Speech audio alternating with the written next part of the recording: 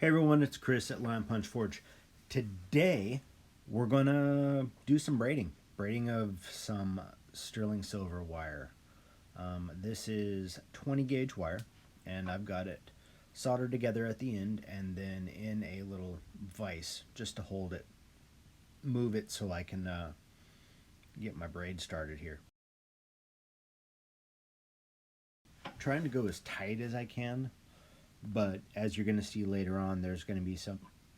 I got the hiccups. There's going to be some spaces between the braids, and I'll show you guys how to take that out.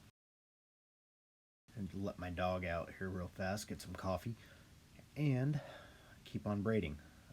This, I think I used about 2 feet, 3 strands, 2 feet each, and braid them all together. It did not take that long. I do have it sped up because, well, I don't think you guys want to watch braid. But you can kind of see it's not super tight. I try and loop the wire as far down to every time I bring a wire under and then back through, try to get it nice and tight. That's just going to help out later. You don't want big gaps, but little tiny gaps will show you how to get out. Going pretty fast here. Wish I could braid that fast. What you're going to see coming up as soon as I get done with this braid is in the studio with my block anvil, and I'm going to start off using probably a brass hammer to push down and kind of stretch some of that wire that I've braided, those little holes, indentations where the braids start. Yeah, those guys are going to go away. Here we're just tying up the end. Make sure it doesn't come undone as I'm hammering it down. Now at this point the wire has not been annealed, and I will probably not anneal until after first hammering her now. See the spaces in there? Doesn't look bad, but we're going to take those out. Are you ready? Yeah. Here we go.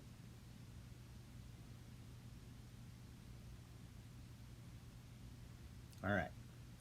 You can see the holes in there. Got a little brass hammer. And all I'm doing right now is I'm working from one end until the other, and I'm slowly pushing and stretching those wires so that those gaps disappear. And not real hard taps, just little itty bitty taps, kind of move the metal. I'll flatten it out a little bit, kind of start pushing everything closer together. And just because I'm going really tight together doesn't mean you guys have to. You can find a distance between the braids or a tightness of the braids that you can decide that you want to stick with, make a bracelet or ring or anything. I am going to stick this through the rolling mill a little bit later on and see what kind of patterns I can get out of it. I will give you a little hint on what's coming up. I sacrifice this wire to forgetting that I needed to use a different type of draw plate. I don't know if you guys know this or not, but when you use a draw plate on braided wire, it should be wood. I like Purple Heart. Purple Heart's a great wood for making a draw plate, and you can buy some too, but I ruined part of this wire by running it through a draw plate made of steel. Alright, so this is it all pushed together and through the rolling mill one time, or a couple times, but just enough to kind of flatten it out a little bit. And what happens is, as it goes through the rolling mill, those braids that you've pushed together will flatten and stretch out. So you'll have little tiny gaps again. And all I'm doing now is just using a rawhide hammer to kind of plop those down,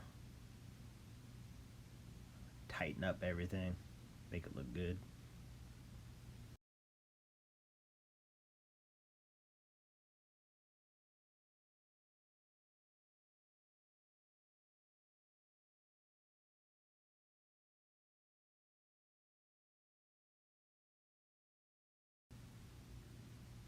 Now the wire's been annealed at least one time. And what I'll do is I'll coil it up, hit it with the torch just really, really light until everything changes nice and slowly. One big part of making wire problem is, well, sometimes you don't always anneal each part of it like you should. So if you want, you can stick it in your oven, your burnout oven, at the right temperatures and whatever you're annealing. Make sure you pay attention to your temps, but that works too. You get everything up at the same temp. And here you can see some of the things that I made. This is the broken, oh, it broke again. This is the attempt at making a bracelet and making the wrong draw plate. This is one's a little bit better, a little bit small, but I made it a little tiny clasp in there by soldering it together and then soldering a jump ring and then hooking the end. It makes a nice little clasp. And it's springy, so it stays closed and then you spring it. The other one I did was a little ring. This one's nice. This turned out really, really good. I'll put some pictures here in the end to kind of show you a little bit. It's not real focused right here, but kind of show you what I do. But that's how you braid, flatten wire, and I'm going to do a couple other videos on this too. So if you guys like what you see, please like, subscribe, leave me a comment, hit that little bell button, and then you'll get notifications when I've got new videos posted. So in the meantime, thank you guys for watching.